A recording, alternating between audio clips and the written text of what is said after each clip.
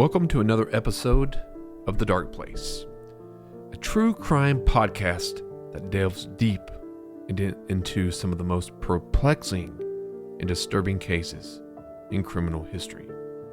I'm your host, Adam, and tonight we have a chilling story that will leave you astonished and horrified. This is the case of Robert and Michael Bever, two brothers who committed a brutal and heinous act that shocked not only their town, but the nation. But before we continue with the episode, please go check out all of our social media pages: Facebook, YouTube, Spotify, TikTok, and Instagram, The Other People's Show. Now, this case is one of the most brutal cases that we've talked about, and we've covered, well, all of them are brutal and sadistic and wrong. Many of them could have been avoided. But I'm not so sure that this one is quite as easy to tell.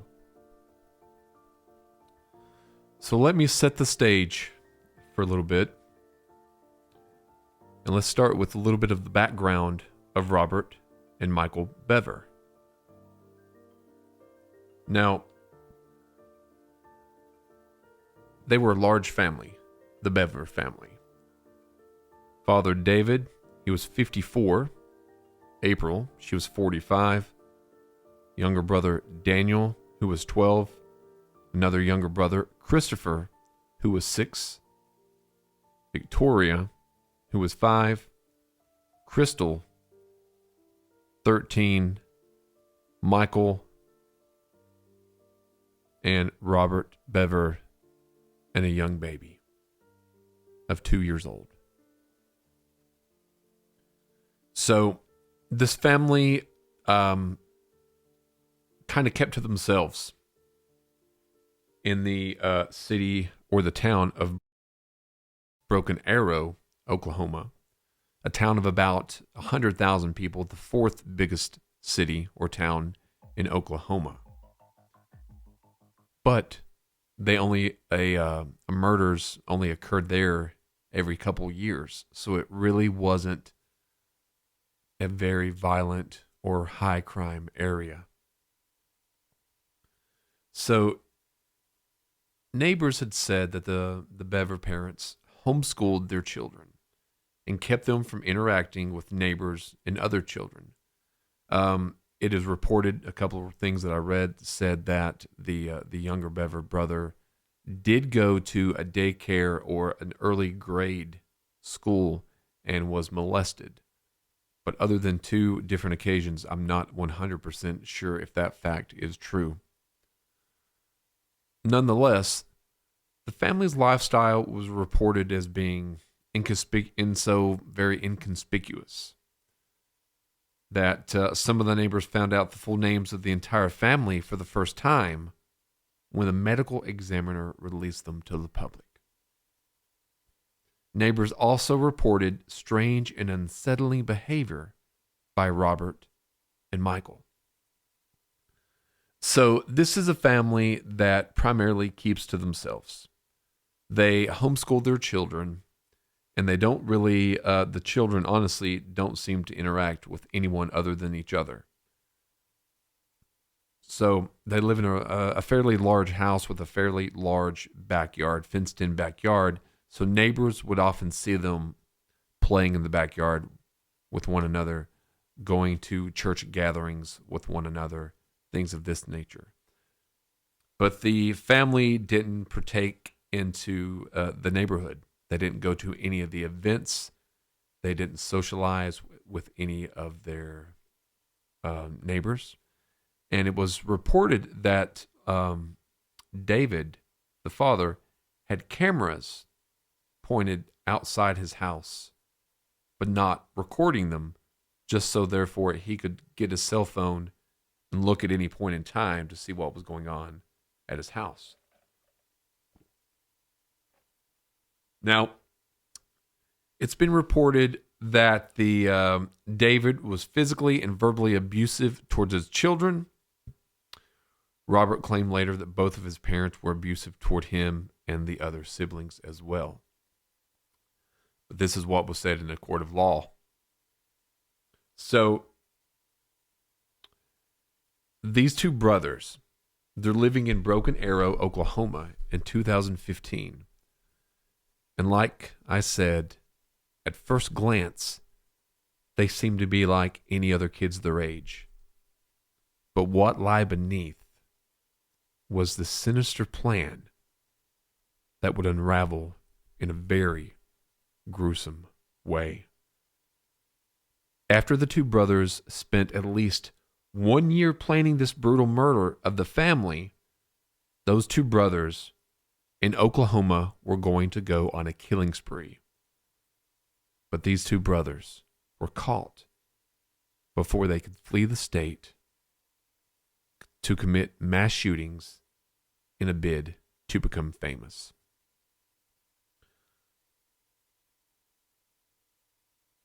So, according to the Tulsa World, which is an Oklahoma newspaper, on July 22nd, 2015, Robert Bever, then 18, and Michael Bever, then 16, armed themselves with knives they had stockpiled in their home, methodically stabbing their parents, David and April. They also killed their two brothers, Daniel and Christopher, and their 5-year-old sister, Victoria. So these two brothers, over the course of a year, have come up with this idea that they want to be famous. They want to have a Wikipedia page. They idolized this one movie and watched it called Rampage. And I'm not talking about Dwayne "The Rock" Johnson movie with the big ape Rampage, but I'm talking about the movie Rampage. I think it's a 2009 independent film, is where a teenager gets full body armor and goes on a killing spree throughout his town because he thinks there's so much perversity and the world has so many horrible humans that it needs to be balanced. So he's going out and committing these acts of murder, and he has a full body armor suit. So these kids or teenagers concoct this idea, and they start collecting, knives, a large collection of knives, and they start getting this body armor, and then methodically planning this attack a year in advance. So their sister, Crystal, went to the parents, went to David, went to April, and said, "Listen, Michael and Robert have all these knives, and it's kind of odd. It's kind of weird. Maybe you should check on it, see what they're doing." But the mother and father kind of brushed it off as it's just boys being boys. It's just teenagers being teenagers. And nothing was ever said. So they wanted to not only kill their family, murder their family, they also had talked about videotaping the entire event and then going on a killing spree from town to town, killing as many people as possible. They wanted to rack up the highest kill count of all time. That was their plan. And that is really what they try to set out to do. That's only so they wanted to be famous, and that's what they say. You can watch one of their interrogations on YouTube. But they wanted to be famous was the reason they wanted to do this. They idolized, the Columbine shooter. They idolized Ted Bundy. They saw the fame that these people got from this. They saw how the cameras were always watching them, always doing interviews with them, always wanting to get their ideas, their perspective on things. Why did you do this? Then these kids, being in the modern era, wanted themselves to have a Wikipedia page about themselves, about what they did. Because I cannot think that they knew they were going to get killed, or not killed, but going to get caught. I mean, you would think, especially at that age. Maybe, obviously they're not smart, or they wouldn't have done this heinous act. But maybe they didn't think ahead. They were only thinking about the kill count, that they could have their own rampage against the world and the people that they thought should not any longer be in the world. So like I was saying, according to the Tulsa World on July 22nd, Robert and Michael had knives, body armor, and they had planned to kill their family, then go on a cross-country killing spree. They went at night, and they had a room-by-room attack.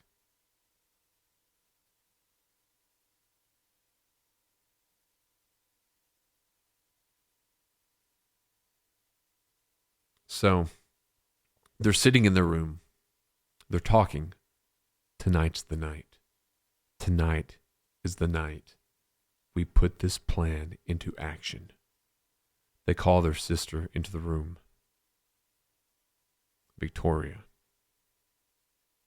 Come here, Victoria. I want to show you something on the computer. So Victoria comes in, going toward the computer, looking down. And then Robert came from behind her, stabbed her in the back, in the neck, in the chest, in the shoulder, in the upper arm, both sides of the neck. 23 stab wounds. And then the father, David, heard what was going on, heard some kind of a scream, came upstairs, saw that Michael came out with a knife. He started coming toward him. Michael stabbed his father 28 times because there were wounds on the torso, face, neck, left arm, and hand. They went room by room during this attack. Christopher was also involved in part of the attack. He was stabbed 21 times in the back, chest, shoulder, and lower leg. Now, the killer's 12-year-old brother, Daniel, managed to hide in the home office and phone 911. But when he was slain, when Michael repeated the ruse that Robert was coming after him, when the boy opened the door, Michael stepped to the side and told Robert, "He's all yours. He's all yours." They're killing their family.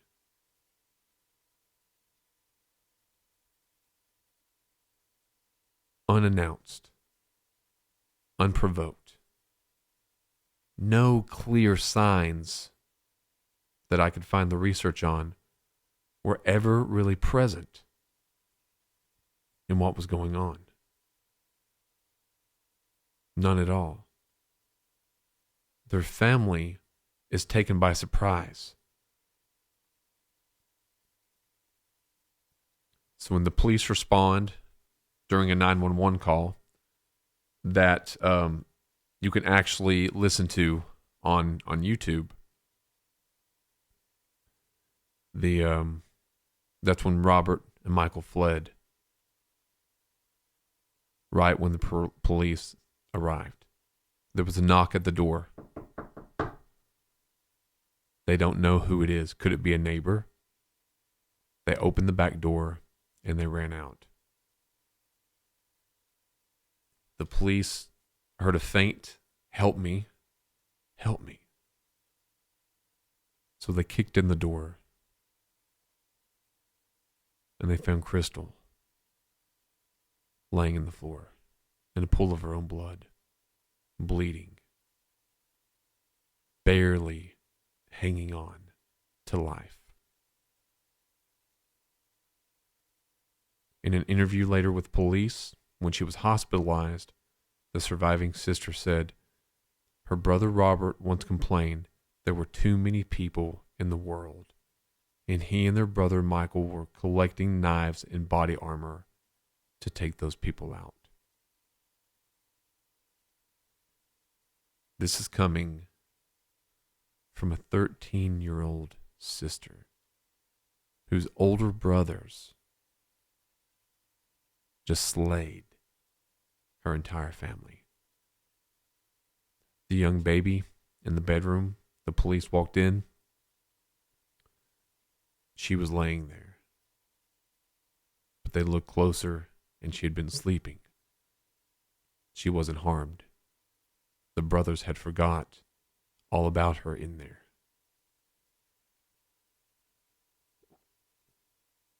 Crystal and the young baby were the only two to survive. Now, the police found the boys not far behind their house, near a small creek. One had their body armor still on, the other was discarded. And in their photographs taken, you can see the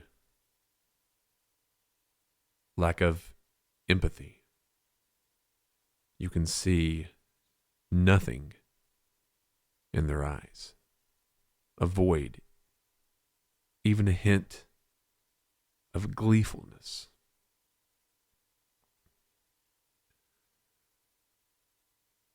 The bodies had, the brothers had reportedly hoped to make videos with their families' bodies before being dismembered. Robert wanted to make a video with him living with him in the living room with the bodies visible, the attorney said, and the law enforcement backed up as in testimony. He also wanted to make a second video that he said was less horrific, so he could post it on YouTube and go public. He called it a G-rated video. Now, the boys were caught. They, one was given 5 concurrent life sentences. And the other pleaded guilty for life without the possibility of parole. At the hearing, Michael told the Tulsa County District Judge, every minute of every second, I've been thinking about what I could have done different and what kind of life I could have had with my family. Now, there were no signs except what Crystal later told authorities. When Crystal went to the mother and father and showed a little concern about the knife collection that Robert and Michael were collecting. Later on in the police interrogation, it's disclosed that the boys were, although they were restricted from the outside world, they were not restricted from the internet. They were not restricted from what they watched and what they did inside the home as far as, electronics and stuff like that. They were just not to interact with the outside. Now, is this a case where videos, games, the idolization of killers caused these boys to get that in their young mind? Is it something that they were born with? This evil, this urge to kill? Were they abused verbally and or physically by their mother and father? We really don't know. We only have what Robert, Michael, and Crystal have to say. From my knowledge, none of the research that I could find ever stated that Crystal made such statements. Maybe that was Michael and Robert's way of trying to pass the buck off and say, we did this because they were abusive to us. They were mean to us. They spanked us. Seems like they needed to be spanked. Seems like they needed a little discipline. Right now, currently, they are both incarcerated. And they will probably be incarcerated for the rest of their lives. This case, there's so many of these cases that we look at, that we do the research, listen to, watch, and we can see the clear signs. How did that get passed?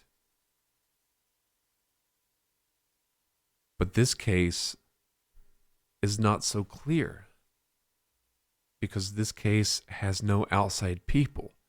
They had no classmates. They had no teachers.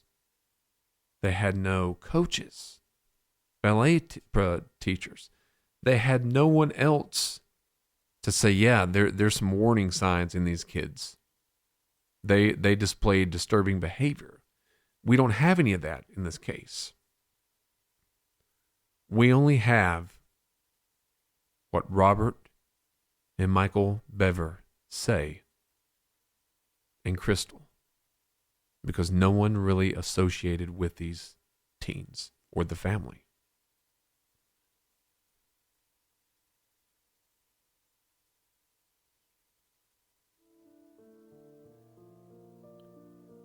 But thank you once again for joining us on The Dark Place, the case of Robert and Michael Bever. And it's a stark reminder that evil can sometimes lurk where we least expect it. My thoughts and all the audience's thoughts goes out to the victims and the families, and those who continue to cope with pain caused by such unimaginable tragedy. If you found this episode interesting, don't forget to subscribe on the Other People Show, Facebook, YouTube, Spotify, TikTok, or Instagram. Leave a review and share it with your fellow true crime enthusiasts. Stay tuned for more gripping stories in our next episode. Until then, stay safe and vigilant. Good night.